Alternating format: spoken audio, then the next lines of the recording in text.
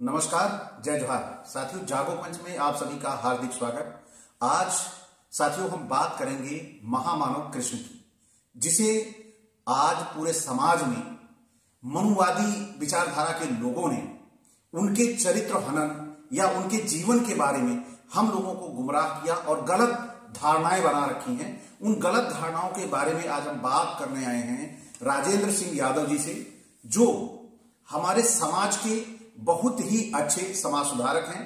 और बातचीत हम करते हैं महामानव कृष्ण की। क्यों लोगों को ये जानना बहुत जरूरी है कि हमारे समाज में हमारे महापुरुषों के साथ कैसे ऐतिहासिक जो ये घोटाले हुए हैं, ऐतिहासिक ये जो छेड़छाड़ हुई है, इसके विषय में सच्चाई से आपको रूबरू कराएंगे। तो आज हम बात करेंगे महामानव कृष्ण की। तो राजेंद्र सिंह जी, जो कृष्ण जी की बात आती है तो हमारे समाज में लोग एक अलौकिक जो जुड़ाव है श्री कृष्ण के साथ, उसके बारे में थोड़ा प्रकाश डालिए। क्या वास्तव में वो ये महामानव थे या जो हमारे जो आर्य संस्कृति वाले हैं जिन्होंने इसको दिखाया है कि वह भगवान थे, अवतार थे, इसके बारे में थोड़ा प्रकाश डालिए। बहुत अच्छा प्रश्न है सिद्धार्थ जी आपका। हम महामानव कृष्ण पे चर्चा करेंगे, उनके व्यक्तिगत जीवन पे चर्चा करेंगे। जो लोगों ने उनको जिस रूप में दिखाने की कोशिश की है उससे कहीं हट करके उनका जीवन था। वो जीवन प्रयत्न जो है राज सत्ता के खिलाफ लड़ाई लड़ते रहे। सभी जानते हैं उनका जन्म भी जेल में हुआ जी। तो हम बात शुरू करते हैं महाराज कंस से। जी जी। देखिए, था क्या, हमने अब तक जो पढ़ा है तो हमारे लोग समूहों में रहते थे जी। जिस जाति से कृष्ण जी को जोड़ा जाता है उस जाति के उस समय 7 समूह थे।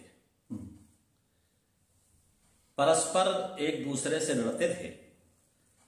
तो जो समझदार मुखिया थे उन्होंने ये समझा कि लड़ाई किस तरीके से बंद हो जाए। तो हमारे एक परंपरा थी कि आपस में रिश्तेदारी कर ली जाए तो लड़ाई नहीं होगी जी। तो महाराज उग्रसेन और महाराज सूरसेन के जो वंशज थे वो आपस में रिश्तेदारी करने को तैयार हुए। महाराज सूरसेन के पुत्र जो थे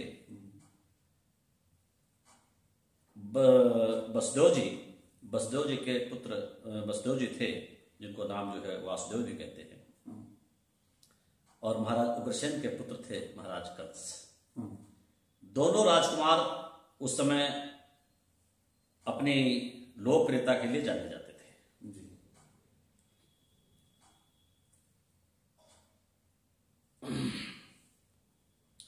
हमने ये भी पढ़ा है कि महाराज कंस जो है अपनी चचेरी बहन देवकी से अत्यंत प्रेम करते थे।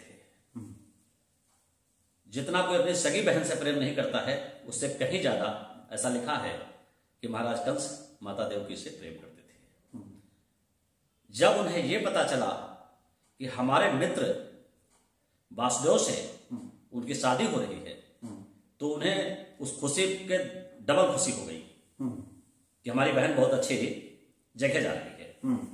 और अपने मित्र वासुदेव से कहते हैं कि मित्र, आपके साथ मेरी बहन की शादी हो रही है, आपको मैं घर तक छोड़ने चलूंगा। मैं अपनी बहन को आपके घर तक छोड़ने चलूंगा। ऐसा एक भाई कह रहा अपनी बहन से, अपने होने वाले बहनों से। अब कैसे माना जाए महाराज कंस इतने क्रूर हो गए? एकाएक महाराज कंस इतना क्रूर कैसे हो गए, इस पर हम जब देखते हैं और पढ़ते हैं तो महाराज कंस को दिग्भ्रमित करने वाला कोई और नहीं था, जिसको नारद कहते हैं, वो नारद थे। अच्छा। नारद जी जब आते हैं तो कहते हैं कि राजकुमार, जिस बहन को आप बड़े उत्साह से शादी कर रहे हैं, उसी बहन के 8वें पुत्र द्वारा आपकी हत्या हो जाएगी।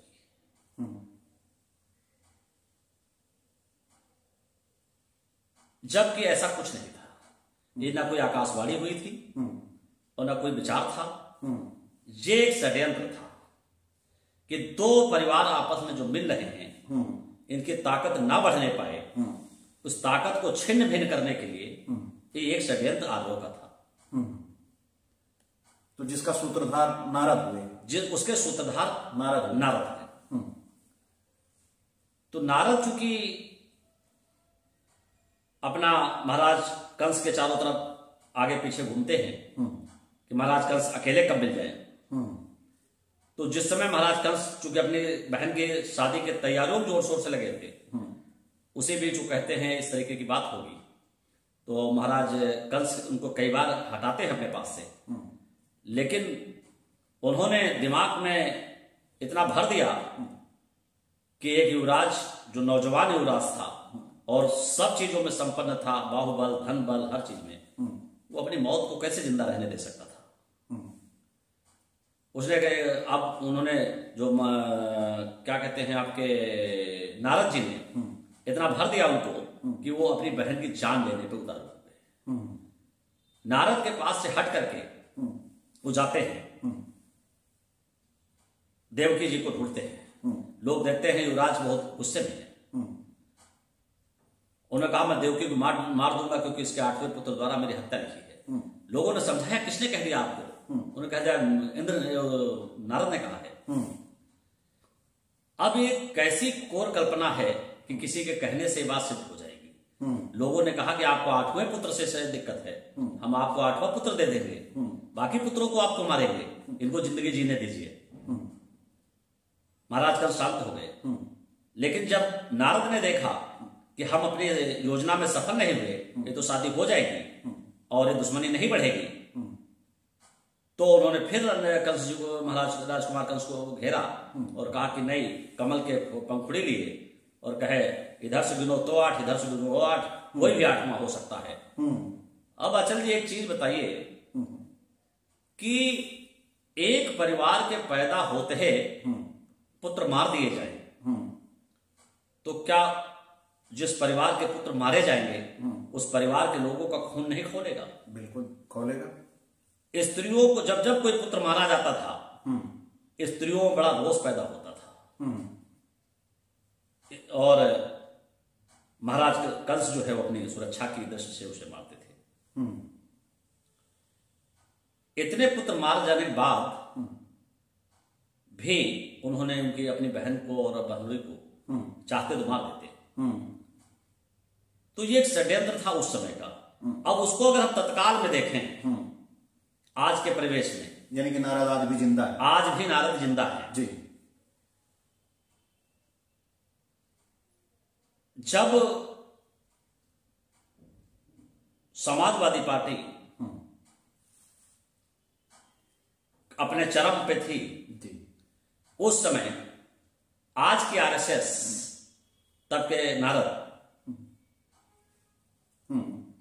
अमर सिंह जी को भेजते हैं हमारे समाजवादी पार्टी में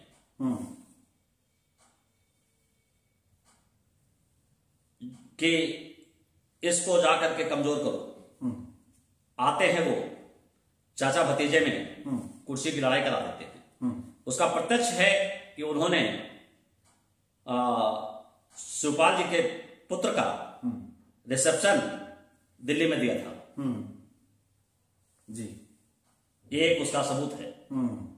दूसरा सबूत है कि आरएसएस ने उन्हें भेजा था। ये आजमगढ़ की पैतृक संपत्ति उन्होंने सब आरएसएस को लिख गए हैं मरणोपरांत। ये उसका दूसरा प्रमाण है कि आरएसएस ने उन्हें भेजा।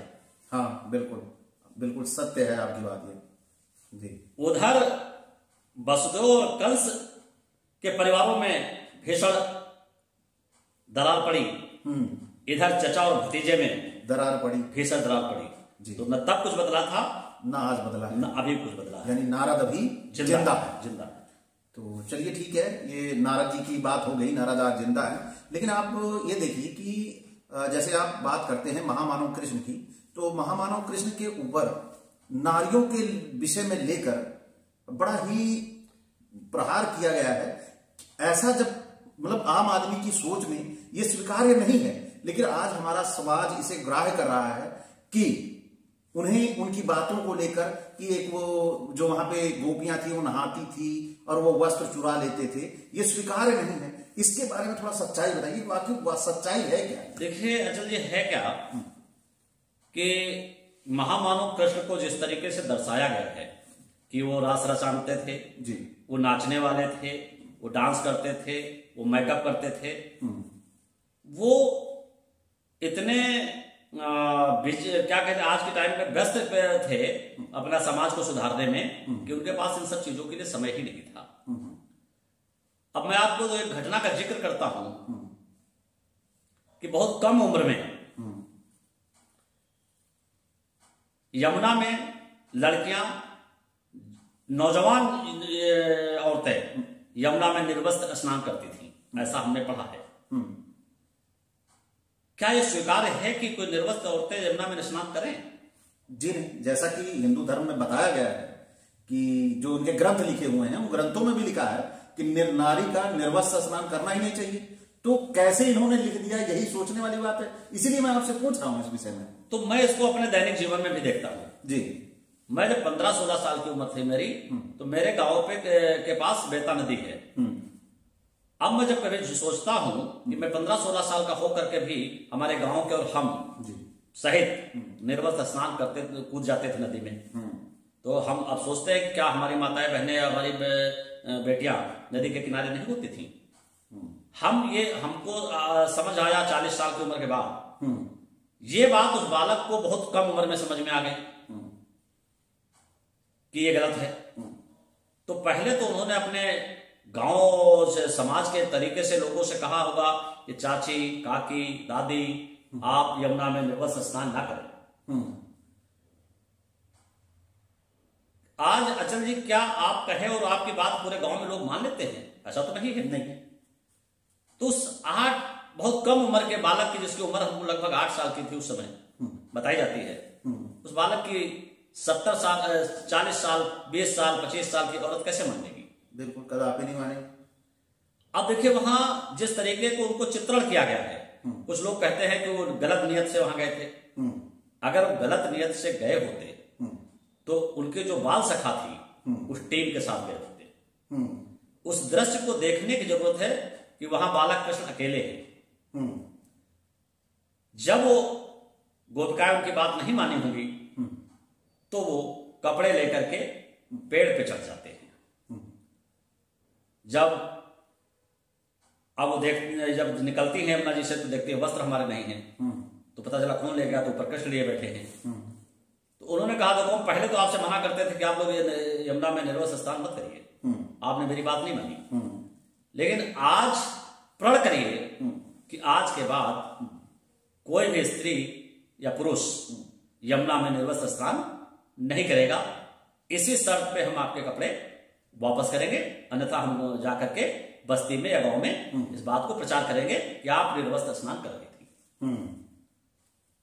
वो गोपिकाओं ने प्रण किया बालक कृष्ण से कि आज के बाद हम लोग कभी निर्वस्त्र स्नान नहीं करेंगे। तो ये समाज में बहुत बड़ी कुरीति थी। उस कुरीति का उस बालक ने बहुत कम समय में खंडन कर दिया। तो इसी तरह की अब बात आती है इंद्र की पूजा की, गोवर्धन पूजा की। तो गोवर्धन पूजा की जो हम आप तक कहा देखते हैं और पढ़ते आए हैं, इंद्र से उनका युद्ध भी हुआ है।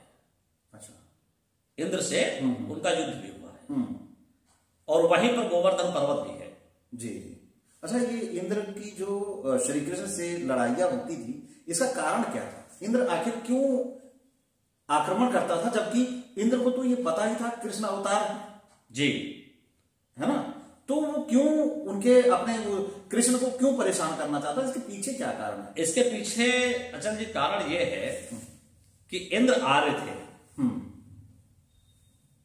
चूंकि इंद्र आर्य थे जी, और उनका प्रभुत्व काफी दूर तक था और वो लोगों से टैक्स लेते थे।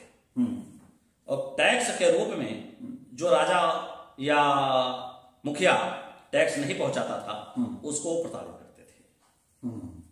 जैसे कि आल्हा में भी ऐसी कहानी लिखी है कि महाराज जयचंद जाते हैं कर चुकाने, तो वहां उदल सांग डाल देते हैं। तो कहते हैं अगर सांग उखाड़ दो तो टैक्स मिलेगा और अन्यथा नहीं मिलेगा। ऐसे ही उस बालक के कृष्ण के विषय में है कि वो जब उन्होंने देखा कि भाई टैक्स कब तक दिया जाएगा, टैक्स की एक सीमा होगी, ये तो जीवन पता पीढ़ी दर पीढ़ी चलता रहेगा। उन्होंने कहा एक बार ही इसको देख लिया जाए और खत्म किया जाए, या तो इंद्र या तो हम, या तो टैक्स रहेगा या तो टैक्स माफ होगा। माफ जी जी। तो उन्होंने अपनी बात पूरी रखी लोगों के सामने कि इंद्र से दो दो हाथ हो जाए। तो जो लोगों गोवर्धन पर्वत उठाने की बात कहे हैं, क्या प्रैक्टिकल में कोई पर्वत उठा सकता है? ये तो असंभव सी बात है। क्या पर्वत कोई उठाने वाली चीज है? नहीं, बिल्कुल नहीं, कदापि नहीं। इसकी परिकल्पना करिए कि पर्वत की ऊंचाई थी, यमुना जी नीचे में थी। उन्होंने अपने गांव वालों से कहा कि महीना 2 महीना 3 महीना की खाद्य सामग्री आप पर्वत पे रख लीजिए, बिल्कुल ऊंचाई पर, और वहीं पर जो है सारे बच्चे औरतें सब पहुंच चले, गांव खाली कर दो। और अगर इंद्र बारिश कराते हैं या यमुना जी का बांध कटवाते हैं तो हम लोग बांध बांधेंगे, युद्ध होगा तो उसमें लड़ेंगे। पूर्ण सुनियोजित तरीके से उन्होंने इस काम को किया और इंद्र से युद्ध हुआ उनका, और इंद्र से जीत मिली उनको। इंद्र की पूजा बंद हुई उस दिन के बाद, और उसी दिन से उन्होंने गोवर्धन पूजा की चालू करा दी। अब गोवर्धन पूजा के देखिए, आप पर्वत की पूजा कभी होती किसी के घर में? आपके के घर में गोवर्धन जो पूजा होती है, क्या किसी के घर में पर्वत की पूजा हुई अब तक? नहीं। हमने तो देखा हमारे घर में हमारी मम्मी एक घरौंदा बनाती हैं गोबर का, उसमें नाम चरही बनाती हैं, 2 बैल चारा खा रहे होते हैं, एक महिला हाथ से चकिया पीसने वाली चकिया पीस रही होती है, वहीं पर 2 बालक सो रहे होते हैं, कुत्ता भी बना होता है, भैंस भी बनी होती है। पूरी गृहस्थी का जो मानकीकरण है वो रहता है। जो एक आदमी के जीवन की जीने की शैली की जरूरतें हैं वो सब वो बनाती है, ना कि पर्वत बनाती है। पर्वत, बिल्कुल। कभी कोई हमको बता दे किसी घर में पर्वत बनाया गया हो उस घरौंदे में? तो कृष्ण ने कहा कि जो आपकी जीविका है आप उसकी पूजा करिए। हमारे यहां क्या होता था कि जिसको जमघट कहते हैं, उस दिन के लिए सारा किसान तैयार रहता था 1 महीना पहले से, जिसके जितने जानवर होते थे सबके लिए नई रस्सी बनाता था। मुकहरी कहते थे, सिंगौटा कहते थे, गर्दन गले में बांधने वाली रस्सी होती थी, सब नई रस्सी जी, मतलब ढेरों रस्सी किसान बना करके रखता था। और उस दिन अपने जानवरों को लाता था नहला करके नदी से, नदी या तालाब जिसके जहां होता था, और उसको सब बांधता था, सजाता था, खूब चारा खिलाता था। वही उसका धन था। कृष्ण ने कहा यही आपका धन है, आप इसकी पूजा करिए। उन्होंने प्रकृति की पूजा की बात की, और जो हमारी आवश्यकताओं में जो चीजें आ रही थी उनकी पूजा की बात जी। ये एक तरह से उसका सृजन था, वो पूजा नहीं थी, सृजन। हाँ, सृजन था, सृजन है, पूजा करने की बात नहीं की जी। उन्होंने कहा आज के दिन इनकी सेवा करिए, इन चीजों की सेवा करिए जी। आज भी उदाहरण के तौर पे मैं आपको बता दूं, 1 रुपया सड़क पे पड़ा मिल जाता है आपको, आप उठाते और मत्थे लगाते हैं।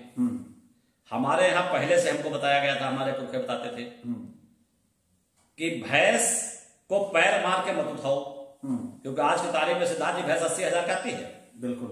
1 रुपए को तो आप मत्थे लगा रहे हैं, वो 80,000 को लात मार रहे हैं। बिल्कुल सही, एकदम सही बात। हमारे पुरखों ने पहले कह रखा है कि हमारा धन है, महामानव कृष्ण ने पहले बता रखा वो आपका धन है जी, बिल्कुल। उस पर लात मत मारिए जी। हमारे यहाँ खरिहान होता था, रास रखी जाती थी, हमारे पुरखे कहते थे जूते उतार करके चारों तरफ घूम करके, चारों तरफ घूम करके तब खरिहान में आइए। हाँ जी। हम अन्न की पूजा होती, अन्न का इतना महत्व देते थे कि अन्न ही हमारा पेट भरता है, ऐसा हमारे कृष्ण का हमारे लिए निर्देश था जी। जो हमारे पुरखे आज तक हमको बताते थे। और आज हमारा समाज इसी पूजा की होड़ में कहां से कहां पहुंच गया, अपनी मूल पूजाओं को छोड़कर आज फिर इंद्र की पूजा की तरफ भागे जा रहे हैं। आज तो मैं देख रहा हूं जी, जिस अन्न को जी, हमारे पुरखे कहते थे कि इसको मत्थे लगा लो, हम तो देखते हैं शादियों में जो शादी कराने आते हैं जी, जिनको आचार्य या पंडित जी कहते हैं जी, वो पाटे पे चारों कोने पे अनाज रखवाते हैं और दूल्हे से कहते हैं कि उसे पैर से गिरा दो। जिस अन्न के लिए लड़के परदेश तक जाते हैं जी, कमाने के लिए, विदेशों तक जाते हैं जी, उसी अन्न को वो श्रीमान जी पैर से मरवाते हैं। जिस अन्न को कृष्ण ने कहा मत्थे लगा लो जी, ये बात समझ से बाहर है। यानी कि वापस फिर वही इंद्र की पूजा जीवित हो गई। यानी कि हमारा समाज इस समय पतन की ओर जा रहा है। जी, जी। तो थोड़ा मैं और भी जानना चाहूंगा, आपने जैसे कहा महामानव हैं, तो उन्होंने जो अपने जीवन में जो सुधार किए थे सामाजिक, आपने बताया कि जो सामाजिक कार्य उनके थे, जो समाज सुधार से जुड़े थे, उन समाज सुधार के बारे में ये थोड़ा बताइए कि जैसे आप कहते थे, चर्चा हुई थी एक बार, तो आपने कहा था महिलाओं को उन्होंने स्वतंत्रता दी, आजादी दी, मतलब महिलाएं भी अपनी इच्छा से कार्य कर सकती थी। इसके बारे में थोड़ा जानकारी दीजिए। देखिए, पहले क्या होता था, स्वयंवर हो जाते थे जी। कृष्ण से के जब पैदा होने से पहले लोग स्वयंवर करते थे। स्वयंवर में क्या होता था, जिनमें कई स्वयंवर आपको चर्चित हैं। एक तो माता सीता का स्वयंवर चर्चित है, जिसमें धनुष यज्ञ हुआ था। उसमें कोई कंडीशन नहीं थी कि उम्र क्या होगी। उसमें यह होता था कि कोई जो धनुष तोड़ेगा वही के गले में बरमाला डाली जाएगी। किसी ने सीता जी की इच्छा ही नहीं पूछी, चाहे टेढ़ा हो, बहंगा हो, विकलांग हो, लेकिन जो उस संत को पूरी कर देता, बूढ़ा हो, जवान हो, हाँ, उस सबको पूरी कर देता। लड़की की मजबूरी है उसको बरमाला डालना। जी। जरासंध भी यही कराना चाह रहे थे। महाराज रुक्की की बहन देवकी से शादी कराना चाह रहे थे, रिश्ता करना चाह रहे थे, रुक्की को मजबूत करना चाह रहे थे अपने पास, अपनी एक रियासत बढ़ाना चाह रहे थे महाराज जरासंध। तो उन्होंने शिशुपाल से देवकी की शादी कराने की ज्यादा जोर दे रहे थे, जबकि माता देवकी कभी शिशुपाल से शादी नहीं करना चाह रही थी। वो बालक कृष्ण को पसंद कर रही थी। जी, बालक कृष्ण को पसंद कर रही थी। तो वहां पर हुआ ये कि जरासंध महाराज जो चक्रवर्ती सम्राट थे, उन्होंने पहले से घोषित कर दिया फला फला के बीच युद्ध होगा। और जब फला फला के बीच युद्ध होगा तो आपने छद्म युद्ध करा रहे हैं, आपको तो शिशुपाल से शादी करानी है। इसका कृष्ण ने घोर विरोध किया कि नहीं। उसी जगह से उन्होंने कहा स्वयंवर खत्म, लड़की की इच्छा होगी, लड़की की इच्छा पूछी जाएगी, लड़की जिससे शादी करना चाहेगी उसी से शादी होगी। जी, बहुत बढ़िया है। तो आपने तो महिलाओं की स्वतंत्रता के लिए उन्हें दरवाजे खोल दिए जो हमेशा से बंद थे। यानी हमारे समाज में जो भ्रांतियां कृष्ण के लिए बनाई गई थी, इसके पीछे बहुत गहरा षड्यंत्र किसी का मालूम होता है। बिल्कुल आर्यों का षड्यंत्र था ये, कृष्ण को बदनाम करने का। कहीं ऐसा तो नहीं कि जैसे कृष्ण बहुत बड़े प्रभावशाली थे और उस प्रभाव को देखते हुए ये आर्य जो हैं ये बदलाव नहीं कर पाए, तो कृष्ण को उन्होंने उठा लिया। और लेकिन थोड़ी मैं ये भी बात करूंगा कि अभी आपने जैसे बात की, तो द्रौपदी वाले मामले में भी देखिए स्वयंवर तो हुआ था, द्रौपदी का भी हुआ था। बिल्कुल हुआ था। द्रौपदी के स्वयंवर में बड़ी रोचक बात है कि उनकी जानकारी में हो रहा वही करा भी रहे हैं जी। लेकिन मैंने आपसे क्या कहा कि लड़की की स्वतंत्रता उनके लिए महत्वपूर्ण थी। राजकुमारी द्रौपदी एक ऐसा वर ढूंढ रही थी, वीरपति, जो द्रोणाचार्य को हरा सके। अच्छा। अब द्रोणाचार्य को क्यों हरा सके? क्योंकि महाराज गुरु द्रोणाचार्य जो थे वो महाराज द्रौपद को बंधवा लाए थे और घसीटते हुए कहा था, लाओ, अब एक बहुत बड़ी स्टेट के राजा का आप इस तरीके से अपमान कर रहे थे। वो अपने शिष्यों के द्वारा, और उसमें एक कहानी मैं आपको बता देता हूं। जब महाराज द्रुपद पढ़ रहे थे तो उसी समय गुरुद्रोण भी पढ़ रहे थे उसी आश्रम में। अच्छा। तो चूंकि राजकुमारों के रहने की व्यवस्थाएं सब अलग अलग थी, बाकी नॉर्मल बच्चों की अलग अलग थी, तो जाहिर सी बात है राजकुमार की खान पान और रहने सहने की बात अलग होगी। अब चूंकि गुरुद्रोण और महाराज द्रुपद में दोस्ती बहुत अच्छी थी, तो गुरुद्रोण कहने लगे आप तो राजा के लड़के हो, आप तो राजा बनोगे, हमारा क्या होगा। हंसी मजाक में महाराज द्रुपद ने कह दिया कि तुमको भी राज्य दे देगा था। अब महाराज द्रुपद तो हल्के में कह रहे थे, हंसी मजाक में कह रहे थे, लेकिन गुरुद्रोण गंभीरता से उस बात को ले रहे थे। अच्छा। और उस बात को इतना गंभीर से ले लिए कि एक दिन नदी में स्नान करते करते उन्होंने गंगा जल वो नदी का पानी उठवा करके कहा कि कहो कसम खा करके कि हम आपको आधा राज्य देंगे, क्योंकि उन्हें तो मालूम था राजकुमार राजा का लड़का राजा बनेगा। गुरुद्रोण को तो मालूम था कि राजा का लड़का तो एक दिन राजा बनेगा, वो राजा बनेगा ही। जी। अब वो अपनी चाल में गुरुद्रोण कामयाब हो गए। महाराज खेल खेल में ले लिए उस बात को।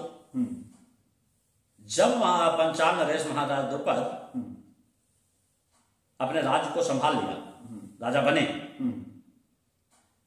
उसके बाद में जब वो राजकाज चलाने लगे तो गुरुद्रोण उनका राजसभा में जाते हैं और अपनी शिखा खोल करके जाते हैं।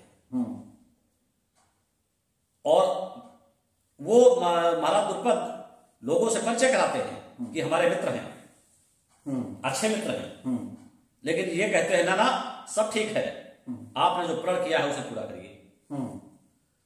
तो महाराज द्रुपद गंभीर हो जाते, कौन से प्रण की बात कर रहे हैं।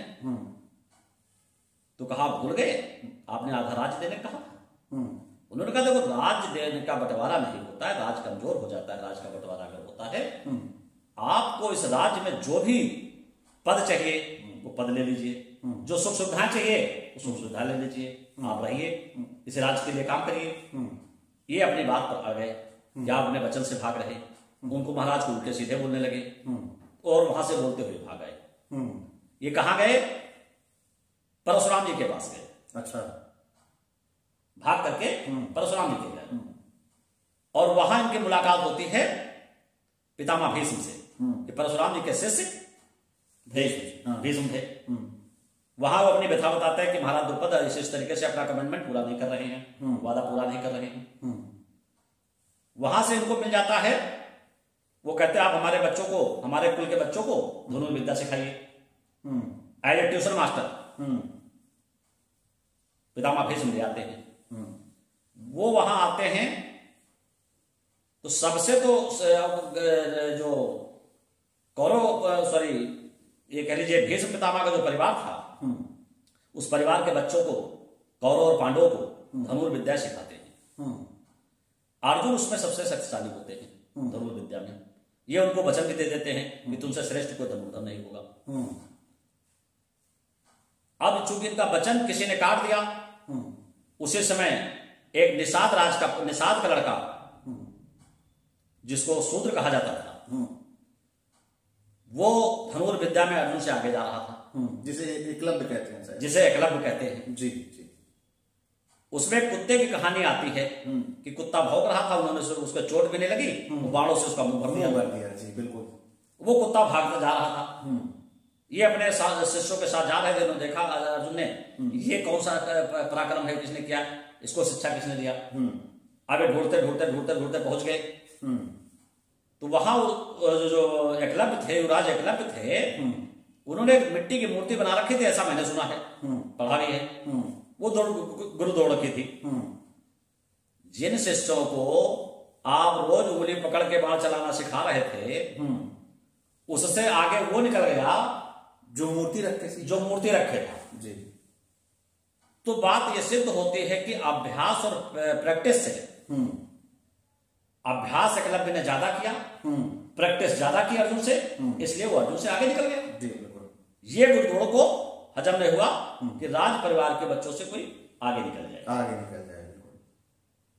उस बालक से कहा कि आपको दक्षिणा नहीं देंगे। बालक एकलव्य से उन्होंने कहा कि आप दक्षिणा नहीं देंगे। तो कहा गुरुदेव मांग लीजिए। इसी ये भी कहा जा सकता है कि जो जातिगत भेद इन लोगों के मन में था, ये वहां पे उसको लागू किया। बिल्कुल बिल्कुल लागू किया, 100% लागू किया। आर्यों का एक तरह से ये पूरा षड्यंत्र था जी। अब आप बताइए कि जिस अंगूठे से, जिस दाहिने हाथ के अंगूठे से तीर ज्यादा तेज खींचा जा सकता है, जिसमें अंगूठे का बहुत इस्तेमाल होता है, पूरा इस्तेमाल ही है तीर में, तो उन गुरुद्रोण ने दाहिने हाथ का अंगूठा मांग लिया। अरे उन्हें तो बड़ा खुश होना चाहिए था। बिल्कुल कि मेरा शिष्य गर्व होना चाहिए था। दो हो गए एक ही जगह, एक जगह दो हो गए। हमारे लोग इतने भोले भाले होते थे, भले पढ़े लिखे नहीं थे, लेकिन बात से पीछे नहीं हटते थे। एकलव्य ने अपना अंगूठा दे दिया। बिल्कुल, यानी अगर जैसे आज के परिवेश में हम इसे लें तो जैसे कोई बहुत अच्छा डॉक्टर है ना, बहुत अच्छा डॉक्टर है, उससे अच्छा कोई दूसरा और निकल आए तो इसका मतलब है कि हमें पिछले अगले डॉक्टर को खत्म कर देना चाहिए, पिछले डॉक्टर को।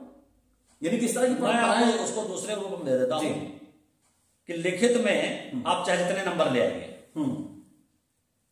इंटरव्यू हमारे यहाँ एक ऐसी व्यवस्था बनाई गई है कि इंटरव्यू जो लोग लेते हैं और वो जिसको चाहे उसको पास कर दे, जिसको चाहे उसको फेल कर दे।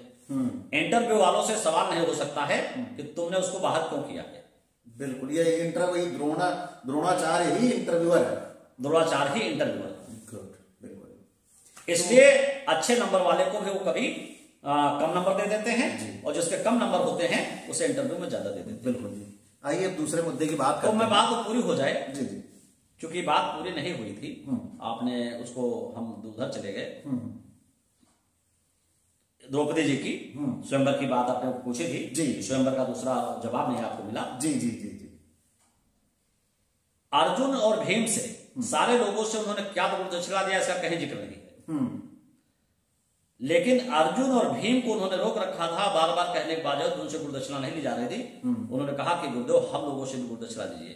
तो एक दिन कहते हैं कि गुरुदक्षिणा देना ही चाहते हो तो दे दो। तो कहा जो मांगेंगे दोगे? कहा बिल्कुल गुरुदेव देंगे।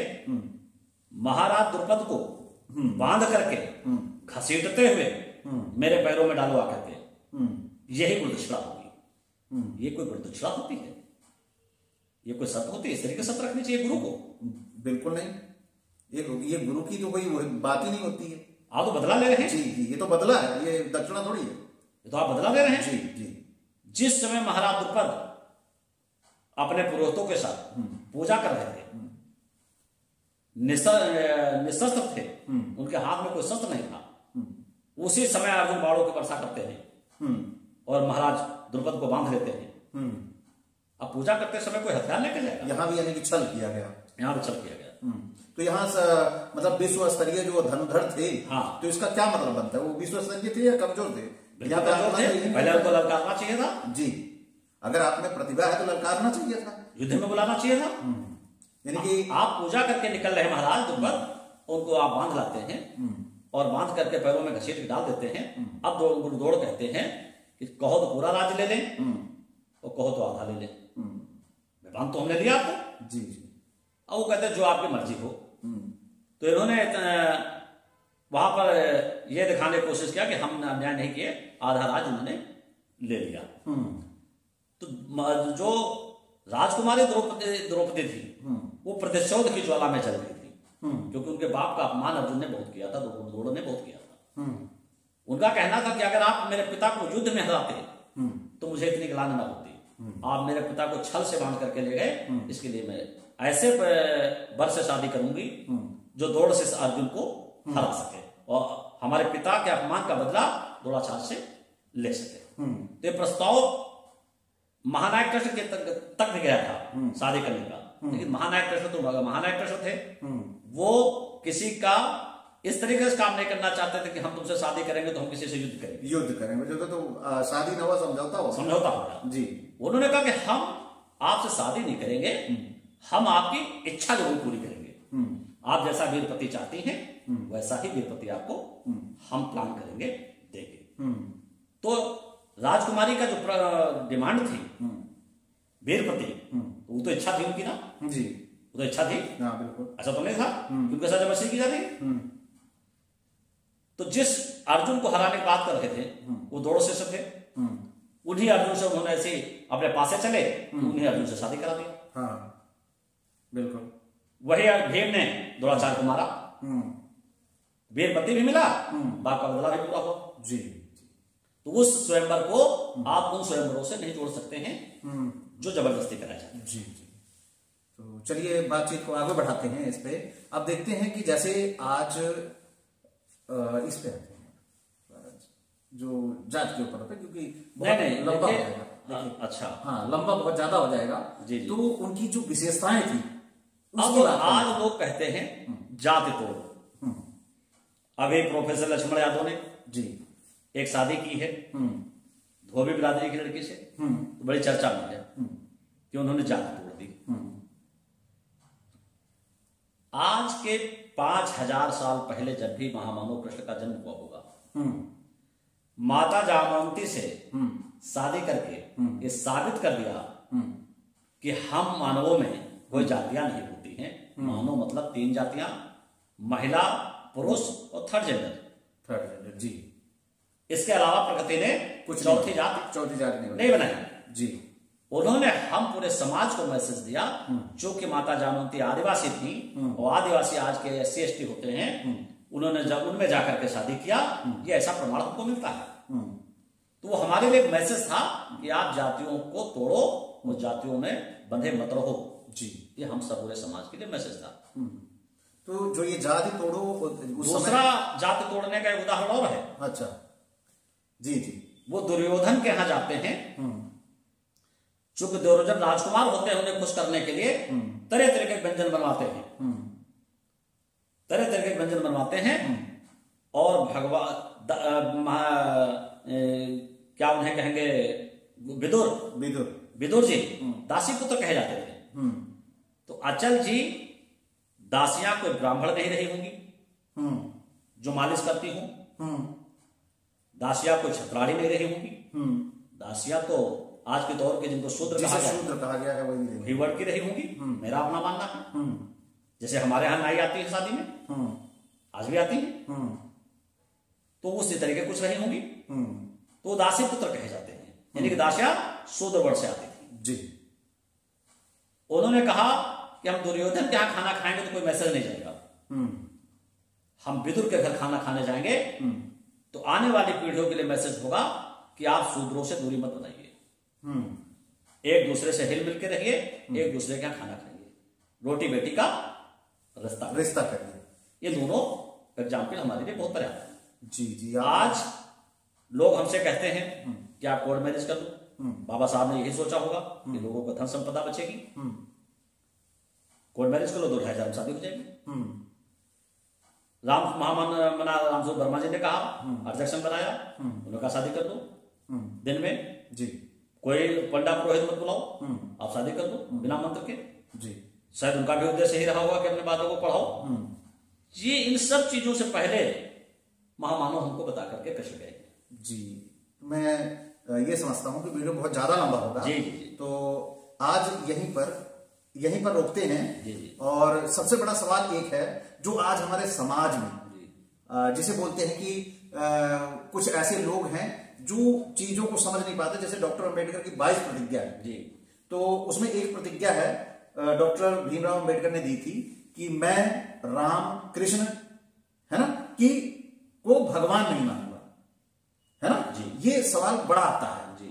तो 22 प्रतिज्ञा में ये भी है, तो आपने तो ये पहले ही सवाल खत्म कर दिया है, लेकिन क्या संदेश देना चाहेंगे कि क्या जो हमारा समाज है, जो उनको बताया गया है समाज में कि जो अलौकिक अवतारिक या जो भगवान कहा गया है, क्या वो वास्तव में भगवान थे या महामानव थे, इसके बारे में एक अंतिम संदेश आपका जानना चाहते हैं कि समाज जो जिसका अनुकरण कर सके, जिसके बारे में जान सके। देखिए अचल जी, अवतार नाम की कोई चीज नहीं होती है। मैं आपको एक बात बता दूं जी, ये सब महामानव हुए हैं जो असंभव को संभव कर दिए हैं अपने विवेक और अपने बुद्धि से और अपने बल से जी। असंभव को संभव जिसने कर दिया उसे भगवान मान लिया गया जी। लेकिन वो महामानव थे, जो भी हो। हमारा व्यक्तिगत एक मानना है कि हम उन सब चीजों का अनुसरण करें जो समाज के लिए अच्छी हो, उन व्यक्तियों का अनुसरण करें जो समाज के लिए एक मार्गदर्शन हो, जिससे समाज की तरक्की हो, जिससे देश की तरक्की हो, प्रदेश की तरक्की हो, तो उनके पद चिन्हों पे चलने की जरूरत है, ना कि उनको पूजने की जरूरत है। बिल्कुल, बहुत खूब। ये हमारा जी आपका। तो साथियों, आप सभी ने देखा कि हमारे समाज में हमारे महापुरुषों, महामानवों के ऊपर किस तरह से आरोप लगाए गए हैं, उनके बारे में भ्रांतियां तैयार की गई हैं, कैसे गुमराह किया गया है, जाति विशेष के लोगों को बताया गया है कि आपके फला व्यक्ति भगवान था, फला व्यक्ति अवतार था। इसकी जो भ्रांतियां फैलाई गई हैं, उसका सबसे बड़ा आज आपने उजागर देखा, ये आपके सामने है। और साथियों, इस उजागर के साथ साथ आप अपने कमेंट और जरूर लिखिएगा कि क्या आज का ये वीडियो आपको अच्छा लगा या नहीं, इसके बारे में जरूर लिखिएगा। इसी के साथ आपसे मैं विदा चाहूंगा। जय मंडल जी।